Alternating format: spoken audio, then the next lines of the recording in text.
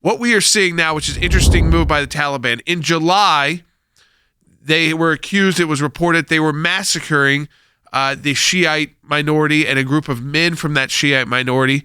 Now they've added to their ranks and leadership a Shiite from Afghanistan. We saw the images yesterday of Humvees heading to Iran. And so we're starting to see that dangerous relationship develop between, in the past, enemies that would not work together. Afghanistan borders on Iran, and Iran could become a natural and dangerous ally for Afghanistan. I think we just have to be cognizant of that's the way this is going to play out. Look, they're trying to solidify their Islamic base. It is an Islamic republic. That's what Joe Biden's allowed to be established there. How long is it till we get a deal like this with ISIS and the Taliban? They had a deal similar with the Al-Qaeda. So, I mean, the ISIS, the people who started ISIS in Afghanistan came from the Taliban. They're not that far off. So, when we hear our administration say, well, these are mortal enemies, they're going to fight each other, we're already starting to see that move to go where the resources are to conduct the acts of terror, conduct the violence, and that, of course, being the Islamic Republic of Iran. We talked about the divide between the Taliban and ISIS before being a bit of a charade. In the sense of mortal combat against the West, the distinction between the Shias and the Sunnis is obliterated as well. You know, I've been talking about this for years. Al-Qaeda is headquartered in the Shia headquarters. The Al-Qaeda senior leaders are in Tehran.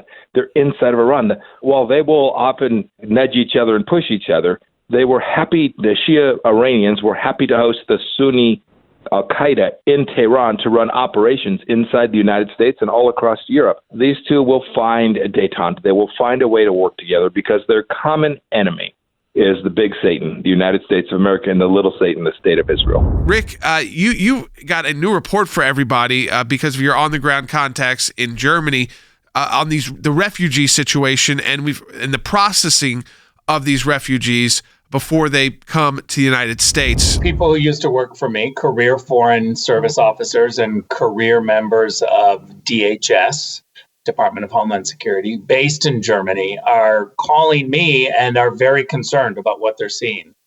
There is a Biden administration directive to cut corners and to process refugees into the United States as quickly as possible, even without full information, partial information. Many of the refugees don't have proof of what they're claiming.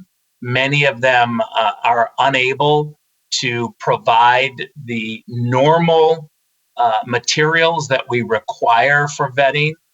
And what the Biden team is telling career people in Germany at Ramstein Air Base is that they should process these individuals as quickly as possible with whatever information they have. One individual told me we're being pressured to use our own hunches. First, we leave Americans behind. Secondly, we're now rushing, according to your sources rushing through this vetting process, which is dangerous for our country. And if people pass the vetting process, welcome them to America with open arms, is my view.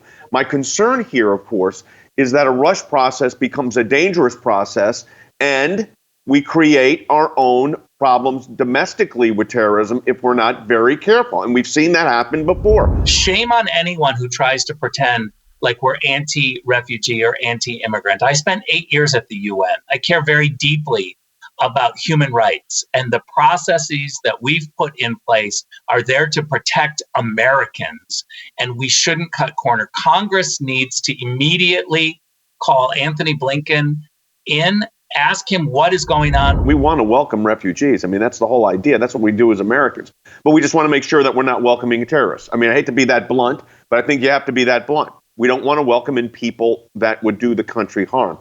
I think it would be naive to think that the Taliban and ISIS would not try to do that. And that's why what Rick said is so alarming, because if, in fact, the vetting process is not appropriate, well, then you're setting yourself up for a situation where you're opening the door to terrorism. The individuals coming in from Afghanistan, if this vetting isn't done properly, then they are looked at with a question mark. They aren't welcomed in as refugees. That people are worried. They get nervous, and that's when also problems you can cause problems. So it would benefit the refugees to know that so that Americans know the people coming here have been checked out.